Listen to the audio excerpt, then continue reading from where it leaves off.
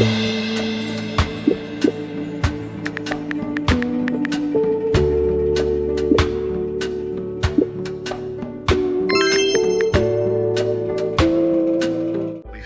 anymore. Who doesn't believe in marriage? A lot of people actually. But I've seen way too many people in my lifetime get divorced, including myself. I'm good with just a solid partnership. So you...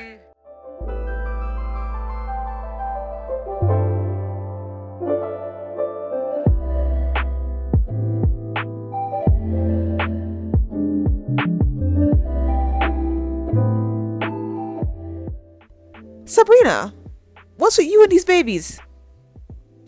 Oh, and look how Sabrina is just like Danny. Let's do another comparison.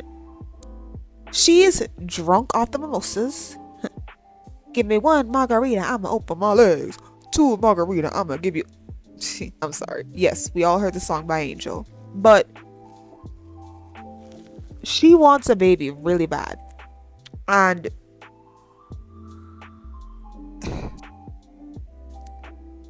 Rich is shocked. He's confused. He's flummoxed. And when Rich tells her that he not only does not want kids, but does not really want marriage. Well, she brought up marriage again, and he made it sound like perhaps he might flip on that. But for the most part, he most definitely don't want no kids. And he don't want marriage right now, but he kind of shaky on the marriage part. But he most definitely do not want kids. I have to be honest with y'all. When I heard him say he didn't want kids, he became very attractive to me. When he said, I've just never had the desire. It's a hard no for me. He immediately became one of the most attractive men on the show to me. The list is short, but he in there now. I was like, oh yeah, Rich is my favorite character. I said that for 5 seconds until he said he didn't want marriage, and I was just like, oh, never mind. What happened to diversity? There are so many different types of people out here. Slight tangent. Yes, people can want marriage without wanting kids. The same way people have, well, the black community especially, is trying to normalize having kids outside of marriage. Like, people don't need marriage to have kids. Y'all always say it all the time. But whenever somebody wants marriage but doesn't want kids, everybody and their grandmothers side-eye them. Like, what's the point of marriage if you're not gonna have any kids? Wait. Aren't y'all in the same age group and tax bracket of the same people who told me that y'all don't need marriage to have these babies? But when I want to have marriage without babies, then there's a problem. You see, there's a bunch of hypocrisy all over the place. Y'all cannot decide which morale you want to stand on. And that also brings me back to the last episode where I spoke about non-religious morality, or I think I need to find a better way to phrase it. Baseless morality. Where does your morality come from if you don't actually have a basis for it? Whether it's religious, generational, conscientious, where does this morality come from? Where does the morale, right? We're supposed to be free to live whatever relationship type we want, but also we don't really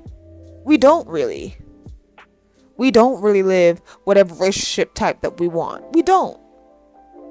So Rich, he's not my favorite, only because I would have liked to see my preference on him, but he's fine. I don't hate him. I think it's okay, but his version of it is what y'all would be okay with.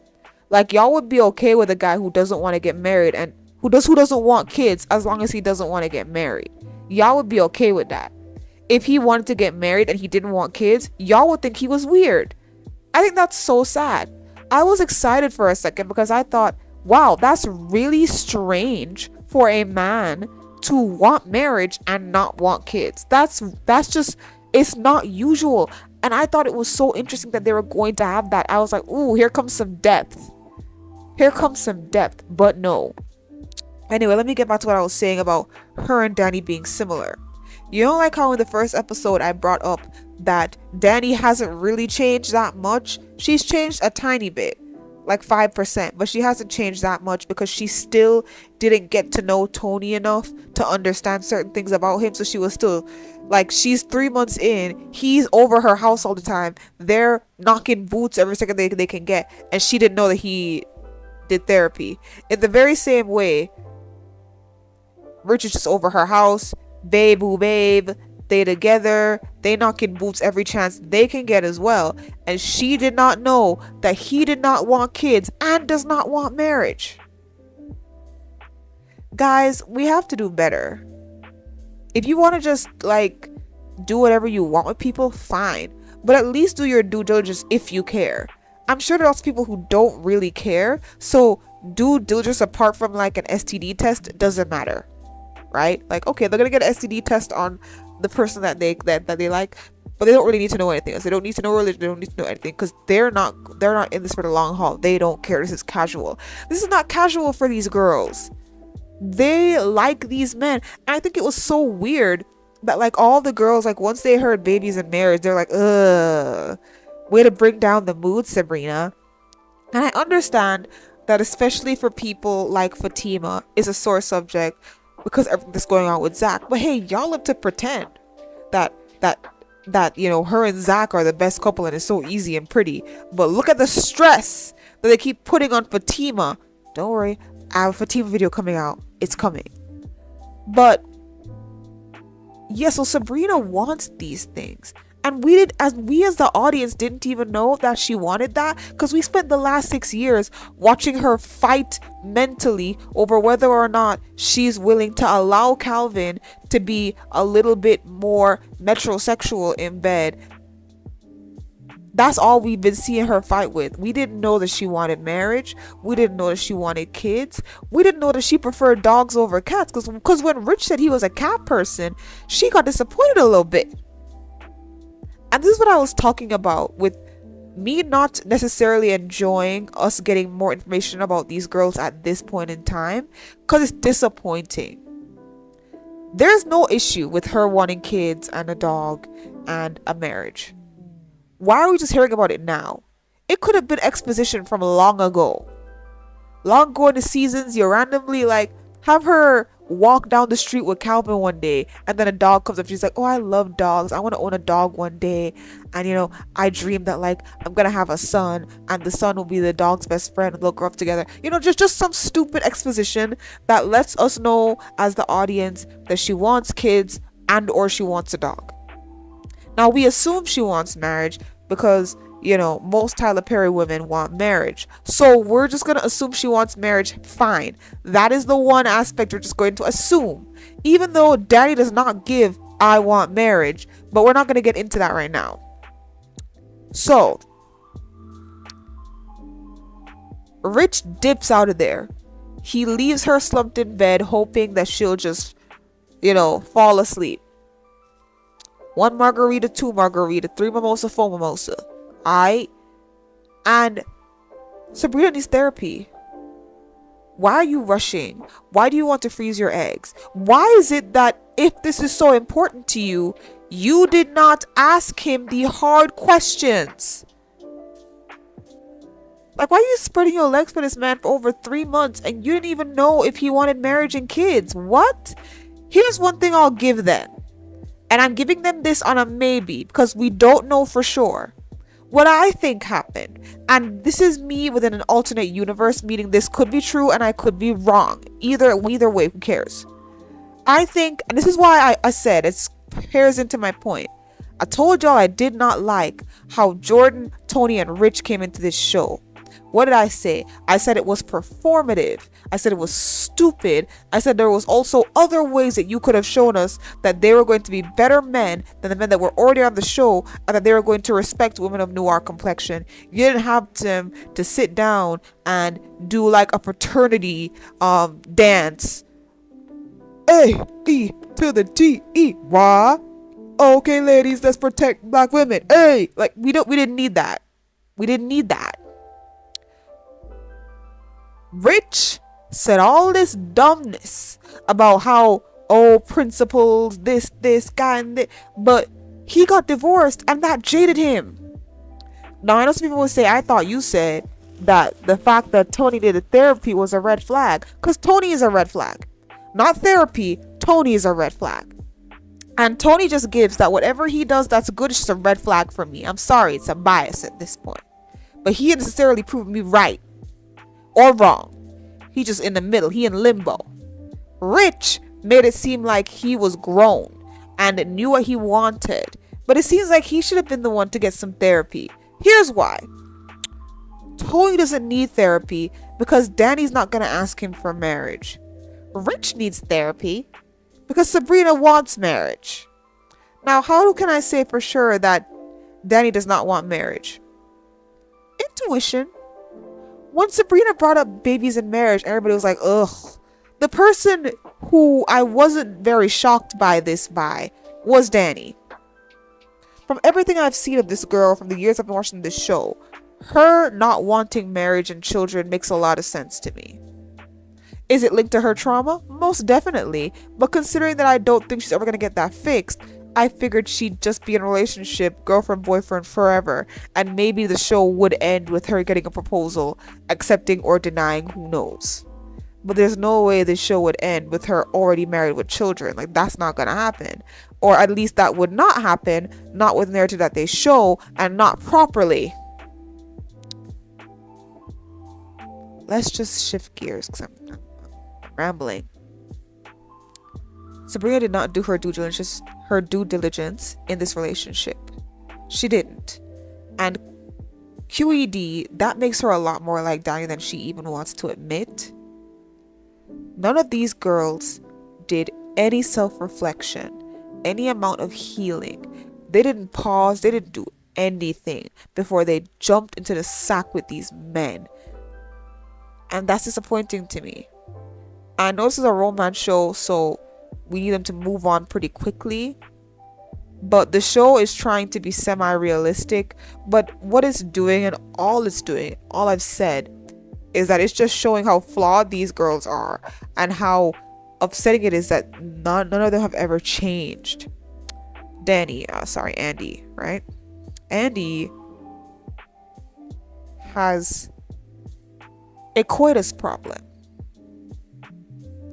I've never really discussed this, and we've never discussed it on this channel because it didn't necessarily seem as prevalent. Like, she would be having coitus and then she'd be having battles with Gary. So there's just a lot going on with her at all times. There's a lot of corporate espionage. Like, there's always something a little bit more important than like who she's sleeping with.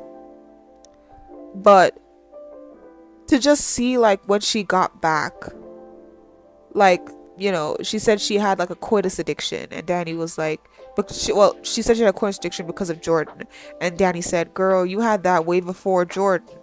That's a little clip there, right? Just like they brought up what happened to Danny in college, now they're bringing up how Andy has always had a proclivity to be addicted to coitus. She gets home, right? Jordan is there at home. He's trying to tell her about the campaign and the strides that he's making in the campaign. All she's thinking about are the fact that he's wearing gray sweatpants and she wants us in the sweatpants. This is the same girl y'all want me to believe is brilliant and a lawyer. Okay. Why? Why is she like that? Why isn't Andy in therapy when she has been abused? I forgot my code word for it. A boo-boo. When she has been a boo-booed.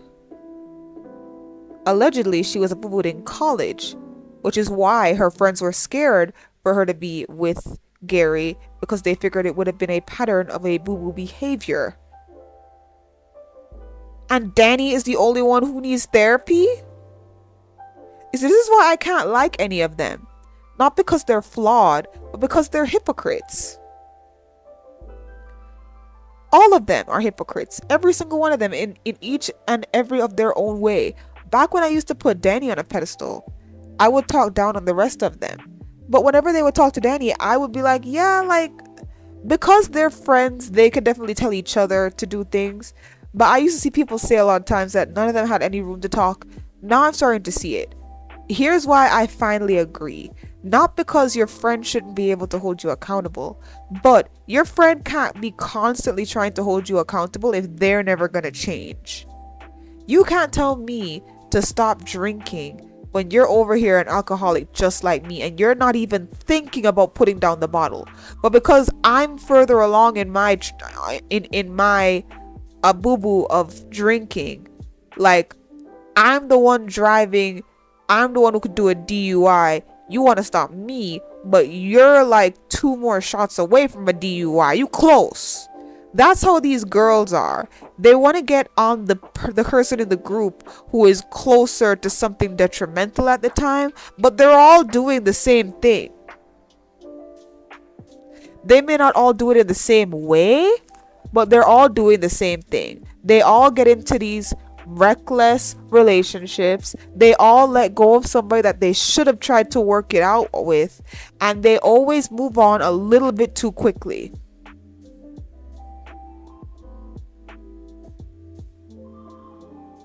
So for me, they all need therapy. They do. And this show is starting to get really annoying. Like, why has Penelope been reduced the way that she's been reduced? Why is Fatima being relegated to the issue, right? When they had the meeting with Andy, right? And Zach came in. Andy insinuated that Fatima needed to calm it down when it came to Heather. Mayhaps something happened in the courtroom. What? How the mighty have fallen. Now all of a sudden Fatima is the liability in the courtroom. The paralegal is the liability in the courtroom. But the ex-convict is not? Do you guys see what I'm saying here? It's not hate on Zach. I'm just saying the narrative is ridiculous. Like, if you had never watched Sistas and I told you Zach's story and the girl's story, you would wonder if the show was called Sistas or Zach Presents Sistas, a Zach romance novel. Pick and choose your romantic adventure. Like the show might as well be called Zach, a romantic CGI adventure. Because in what universe does he get all the character development and everybody else is trash? How does that work? How does that work? Let me know. Let me know, please. I'm begging for you to let me know. Oh, yeah, let's just get into that really quickly. Sabrina's a hypocrite. I'll say this every time I can say it. Every time I get an example. She goes over to Maurice. He's doing his cam girl stuff. She's like, oh my god, ew, why are you doing that? Oh my god, ew, really get money? Who cares? Ew, oh my god, ew. But then as she's leaving, she picks up his dirty purple handcuffs and says, I think Richard like this. Ma'am? That was such a quick flip of hypocrisy. I was like, girl, ew. Ew. One thing I hate is a hypocrite. And once it's like solidified that that's what you are, it's not just something that happened once or twice, you out of here for me. I can't do it. Sabrina disgusts me sometimes, bro. All these women do. Andy disgusts me. Fatima be annoying the crap out of me. Like, all of them. It's just like, ugh. It's supposed to be their show, but nothing positive comes from them. And it's sickening and it's annoying. The only positive thing that happened is that Fatima is slowly being ushered into the group, and so I get to see more of her talking with Danny. I don't care to see her agree with Sabrina. I don't like Sabrina enough to care about that. What I've always wanted is to see her talk with Danny, and that is all I want. That is all I want, and I'm getting that, so I guess that'll help me stick to it. Oh my god. Should I talk about Danny and that stupid boy? She gets home, tells Tony that she is considering therapy now. He's happy about it, and so to celebrate, they just go do it. And he struggles to lift her onto the bed. I want you to realize, Preston never struggled. Danny used to be shocked by how strong Preston was, But, Tony wobbled and almost dropped her on the bed. Preston would throw her down. Rodeo, hands high, like a rodeo, okay? Yeah, I will always uplift Preston when it comes to this show because we're not gonna do that. I wish I could uplift these girls as well. I think that's what obsessed me as well. I had to make more videos about this specifically because there was just so much potential. People ask, So sorry. People ask, why do you still watch this show? Why I watched it after season 3 is because there was potential, and I thought if I just stick it out, he'll make all these storylines converge. Because the storylines that were there all the way up to season 3, the story could have ended by like season 7, season 8, and it would have been good. If, like, it was messy, but there was enough there that you could make a cohesive story, clean some stuff out, remove some things, add a few little pieces here and there, and make it be this epic tale that you grew to love. I don't like seeing noir women like this. I don't like this. This is weird. This is annoying. But since they're here, we have to talk about them objectively. I can't just let it pass just because they look like me. And that sucks. I want to let it pass, but I can't. I think none of these girls have ever done their due diligence ever. And I feel like, once again, Andy needs to take things a little bit more seriously at the office, because obviously Gary is going to be on to the next way when it comes to her. He's going to be trying to figure out what he can do to destroy her. For some reason, Gary thinks that she's going to get in the middle of the FBI thing or be an issue when it comes to the FBI thing. Like, sir, like, what are you even, like, in what universe, bro? Like, nobody cares. Nobody cares at all, alright? What I will say, though, is that these episodes are starting to drain me. I have to be honest with you guys. It's like I'll get annoyed, and then something slightly interesting will happen and it will keep me going. Then I'll get annoyed again, and then something will pique my interest enough to keep me going. I don't know how long I can stay with this formula. So please, guys, please, I'm begging you with all your might. I'm not gonna stop Sistas, but it would be easier for me to get through these if you would also watch my other videos. I have started For Better or Worse. I'm going to try to see if I can drop one episode a week, just slow. When I started watching For Better or Worse, I was shocked by the value it had, the creative value it had. It's not perfect show. I'm not saying it's a 10 out of 10 and it's so much better than this in every single way. No, it's still Tyler Perry. There are still nitpicks here and there. But the writing, the pacing, the character design, how these people act, the way that the story is going to go, the things that get repeated, it makes a lot more sense. And that is the difference here. Sometimes Sistas don't be making no sense to me. But at least in For Better or Worse, 80% of the stuff that happens makes sense. There's a big chunk of a 20% that's just dumb, but it's fine because it's a comedy. To a certain extent, it's fine. It's not really fine because some of the stuff was crazy. But with Sistas, there's a lot of stuff that just doesn't make sense and it doesn't fit. Or it could fit, but they refuse to make it fit. And that's what annoys me as well. Not only is there potential, there's so many open-ended strings that you could easily pull on to form new narratives, to make a more cohesive story. And they refuse to do that.